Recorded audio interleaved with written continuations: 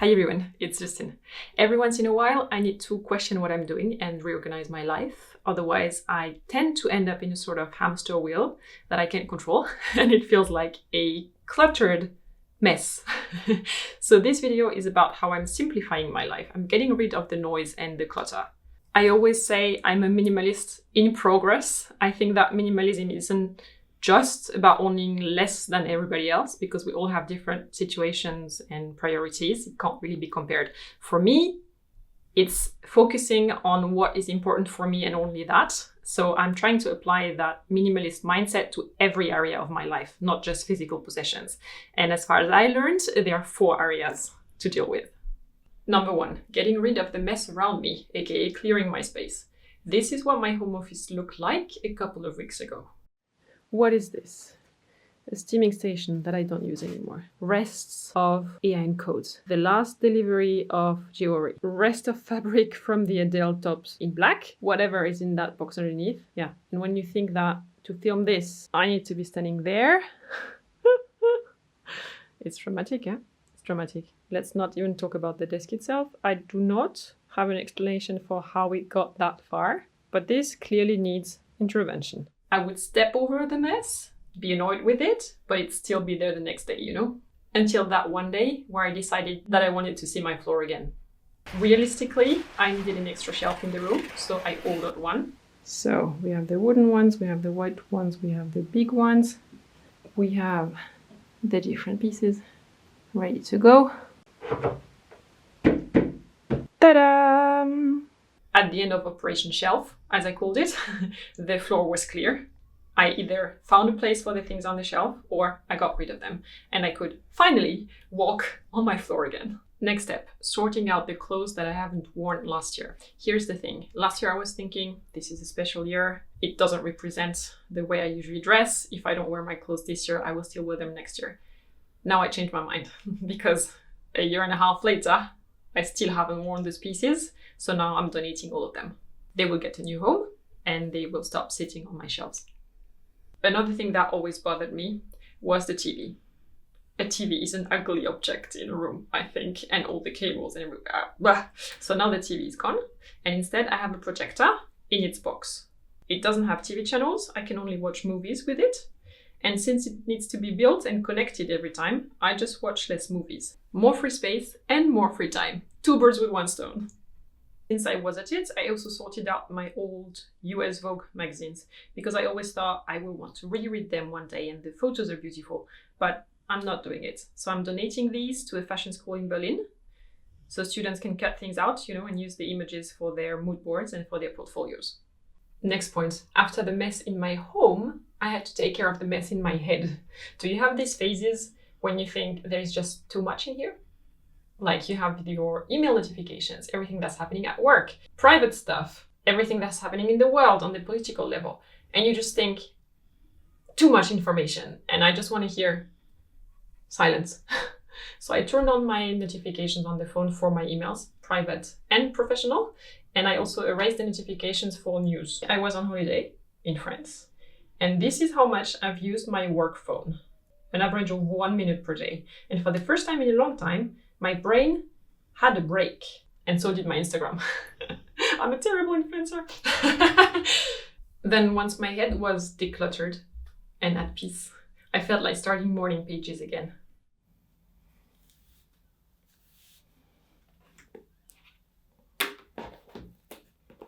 Every morning before my workday, I fill 3 pages with my thoughts. Whatever is on my mind, I put it on paper so that I don't have to keep it in my head for the rest of the day and I can focus on what I'm actually doing that day. Yay! I'm done.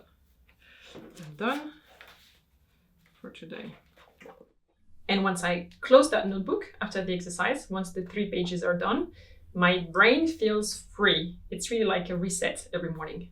It makes me feel more focused and more creative. I have better clarity. If you're interested in that method, I recommend that you read the full book. It's called The Artist's Way, and I will leave a link down below.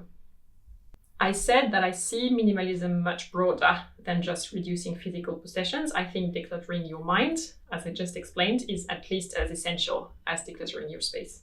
Then comes the logistical mess. I'm not sure how to call that. When COVID started, the gyms in Berlin all closed and I was missing my spin class like real bad. So I got into YouTube workouts, which I could do in my living room without any equipment. That worked. I even got more in shape than the previous year. Then gyms reopened. Fabulous. So far, so good. Then came this second lockdown and it lasted for a month straight. During all that time, I thought, I'll be fine. I'm getting my sports and we have a date when this will be over. I can handle. But then when the gyms reopened the second time, they had such limited spots in the classes that I couldn't get into a spin class. And I got super annoyed, like unreasonably annoyed. And I fell out of my routine completely. So I did what I had been avoiding for over a year. I bought my own spin bike. I realized the irony of buying a bike while talking about minimalism. But here it's about gaining back the control over my routine. I don't depend on the gyms anymore. I don't have to be online at 8 a.m. waiting for the class bookings to open. I suppressed the uncertainty around all this, and I'm a lot more flexible in how I plan my days. So now my new routine is about mixing and matching, spin sessions on my bike, stretching, and YouTube workouts, exercises on the mat. I'm self-sufficient. I don't need the gym anymore. I don't care if it doesn't reopen. I'm fine. Next point. I've been trying literally to simplify my life overall. Those of you who are entrepreneurs or parents or who are in charge of other people and things than just yourselves, you know that when growing up, there is more and more stuff and responsibilities to take care of. So I've been trying to reduce the number of things that I'm doing to only things that really give me energy. It doesn't always work, but by making it a priority, I ensure that I don't get submerged under tasks and inputs from outside that I don't need or want. It's a never-ending task, probably the hardest area of life where you can possibly apply this minimalist mindset, but I do feel that it's a healthy direction to steer towards, at least as much as possible. While I try to stay away from the things that I don't want in my life, I also focus on tasks that I really want. Traveling, discovering new cultures, meeting new people. It doesn't even have to be far away. Even a trip to the countryside around Berlin is a break from daily life. Listening to nature, trying to etch the colors I see into my memory, all these kind of things, it's food for the soul.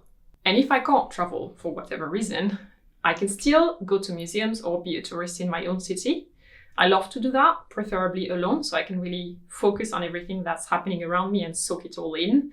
I call these dates with myself, and they are precious. That's a question for the comments, actually. What would you like to have more of in your life?